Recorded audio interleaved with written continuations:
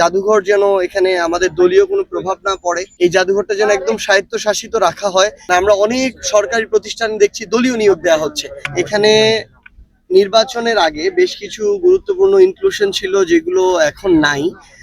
যেমন এখানে যে প্রাচীর আছে, প্রাচীর ঘেঁষা যে তার কাটা আমাদের এই জাদুঘরের সীমানার ওইখানে ফেলানির প্রতিকৃতি ছিল, যেভাবে সীমান্তে ঝুলেছিল, ওইটাকে আমরা দেখছি না। এরপরে হচ্ছে মোদি বিরোধী আন্দোলনের কিছু ডকুমেন্টস ছিল, সেটাকে দেখছি না।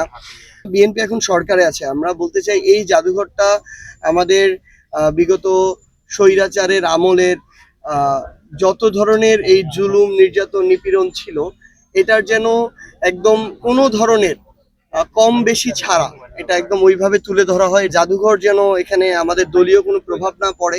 একই সাথে যে পরিচালনা পর্ষদ, এই জাদুঘরটা যেন একদম স্বায়ত্তশাসিত রাখা হয় এবং তাদেরকে নিয়ে পরিচালনা পর্ষদ করা হয় যারা সরাসরি, কোনো পরোক্ষ না, সরাসরি জুলাইয়ের পক্ষে যাদের অবস্থান ছিল, যারা রাজপথে নেমেছিল, যাদের স্টেটমেন্ট ছিল, তাদেরকে নিয়ে যেন এই পরিচালনা পর্ষদটা এবং এখানকার যে ম্যানেজমেন্টটা সাজানো হবে সেটা যেন সাজানো হয়। স্পেশালি যারা এখানে থাকবে আর কি, ধরেন এখানে প্রায় 200 জনের একটা জনশক্তি লাগবে এটার মেইনটেনেন্সের জন্য ওইখানে। কারণ যদি মানে অন্যভাবে নিয়ে নেওয়া হয় তাহলে এমন কেউ থাকতে পারে যার কোনো অসৎ উদ্দেশ্য থাকতে পারে, সেটা আমাদের রক্ষা করা আমাদের দায়িত্ব।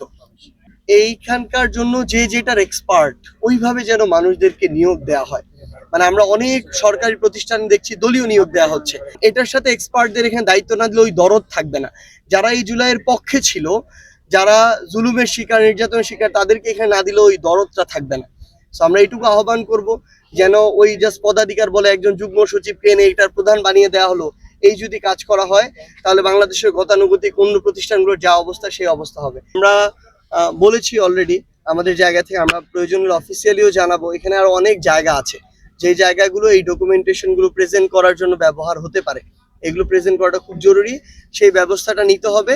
এবং আমরা এখনই আসলে এটা আমরা বরং বিএনপিকে বলতে চাই যে তারা যেন তাদের সর্বোচ্চটুকু দিয়ে পুরো বাংলাদেশের মানুষের জন্য নিরপেক্ষভাবে এই ইতিহাসটাকে এখানে তুলে ধরে। সকল শহীদদেরকে নিয়ে এখানে তাদের যে সংশ্লিষ্ট যে গুরুত্বপূর্ণ বিষয়গুলো, জিনিসগুলো, সেগুলো উপস্থাপন করার চেষ্টা করা হচ্ছে।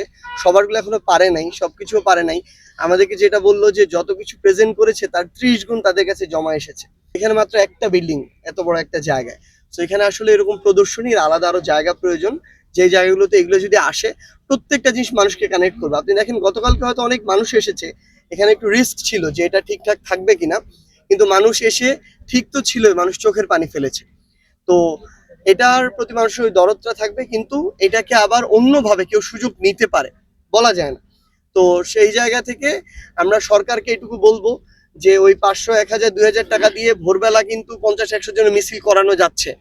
সো ওই রকম টাকা দিয়ে 50-100 জন পাঠায় এখানে যেন অনাকাঙ্ক্ষিত ঘটনা না হয়, এই জন্য যত দ্রুত সম্ভব হলে আগামী 1 সপ্তাহের মধ্যে, 15 দিনের মধ্যে এইখানে যতজন এখানে জনবল প্রয়োজন, প্রায় 200 জনের মতো, সেটার জন্য নিয়োগ করা হয়। গতকালকে টিকেটের যে বিষয়টা দেখলাম 20, 50, আবার হচ্ছে অ্যাডাল্টদেরকে 50 টাকা নেওয়া হয়েছে, 20 টাকার টিকিট দেওয়া হয়েছে। আমার কাছে মনে হয় এটা এক যদি করা হয়, একটাই ফিক্সড রেট, সেটা 20 টাকা হোক, 30 টাকা হোক, 50 টাকা হোক, তাহলে সবার জন্য ভালো হলো। এখানে ওইরকম কোনো ঝামেলার কথাও আসবে না।